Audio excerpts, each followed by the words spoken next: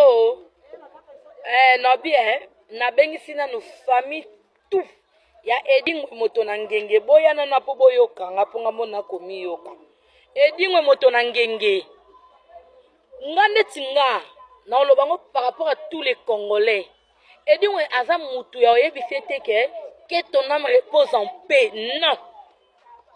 négative edingwe que ton âme repose en désordre edingwe nyoko minima batebele tala mutu abimisa michopo tilelo opesa biso adresse à mutu alate pasa kenda yobi combien famille tilo ba olela edingwe yaya nga babango basepela ne bemla ko kufa ya mutu te mengai nga ya edina sepeli na liwana yo na sepeli na liwana pena yo pena que ton âme repose en désordre yoko repose en pété po milimo bato yo nyokoli na matete wana milimo bato yo nyokoli na vie na bando banaki quartier na yo yaya que ton âme repose en désordre edingwe que ton homme repose en désordre yoko qui jamais ko reposer en paix aussi longtemps nga naza vivant edingwe oko reposer en paix te lobakene ezala ngati yo mote molimo ne ko pemaka na kimia te edingwe ndenge kufi bongo molimo ne pema na kimia te yo okolelaka noka vino mobima monengo kufi wana place oke wana oza toujours en désordre edingwe moto na ngenge que ton âme repose en désordre edingwe moto na ngenge que ton âme repose en désordre. Pourquoi les Congolais nous sommes comme ça là? Bokomi edingwe papa mo bana munini edingwe azalaki bola munini edingwe azalaki asalaki na mukili être quartier yango ne de bola mo ko bomaka bato tanga yaka mitsopo bato bomonaka te tanga yaka mitsopo bato kuna melaka mitsopo bino bomonaka te aboni boyoko boza boendeni ngapo na nga na bi bien tous les Congolais o moni koza contre ya répondre nga yo komela nga na commentaire ya répondre nga que non okosi po ngam na lobiango nga penta na beti tolo edingwe moto na ngenge que ton âme repose en désordre yoko pema kampete on m'a dit appelle ça comme condoléances à toute la famille que ton homme repose en paix jamais jamais jamais mutu wana mela michopo wana akolando ti suka famille na ye yobi kobe basolo basepeli bato basepela mbule beti edinga kufi mbule beti mataka na matete ezaki symbole nini mbula wane betaki ezaki signe amona ke matete fongwami kulu no ekota na kata matete dingo yo yebi yedi yo yebi kulu ne ekota na matete yo yebi d'où vient kulu na wana réalité ya kulu na yo yebi yango vie dingo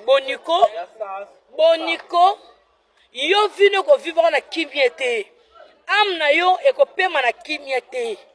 on va comme la batu rip oh que ton homme repose en pays ko pema rampete yo pena entrée interdit même ato bio zonga na ndenga bomona mukie ozonga na ndenga bu bébé ozonga na ndenga ki bébé ki bo mwana yo pena ko yali sute na yo mwana yo lo ba ke batikeli yo bokonzi yeba ko ndeta tamlenga ke kufela mboka na mboka batukuna ndebi yo ko kufela ayebe ke soit kela ba mapita sa Congo to bomba ayeba kyango soit kena ba pita sa kini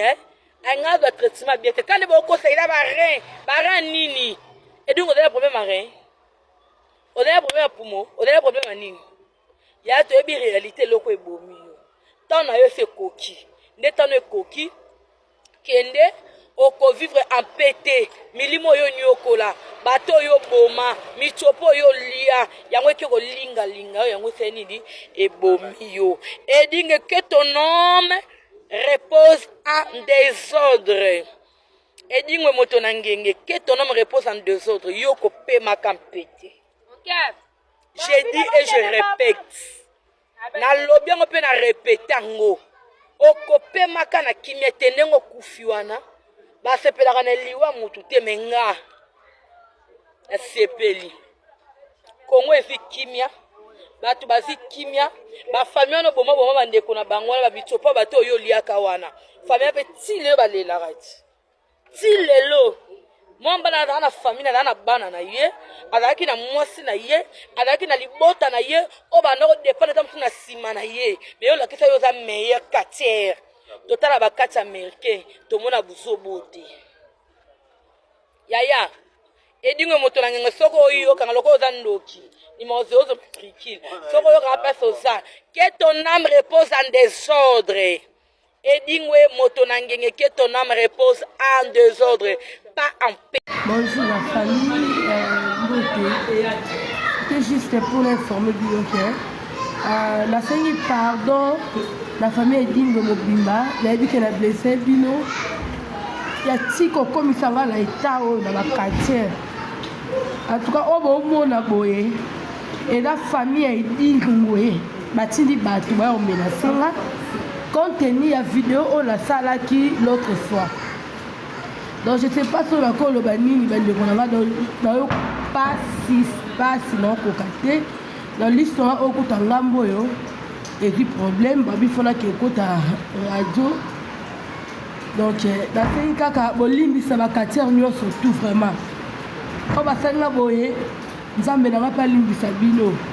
La quartier même voir même dans Souki. Dans la betinga, il y a tel point que la coquille. Yango na bila ça la vidéo oyo na yebisa bandeko nanga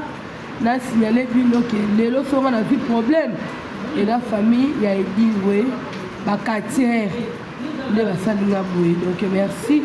bon sambela pona nga nzambe na bino a soutenir nga pasi bandeko nanga na kokate.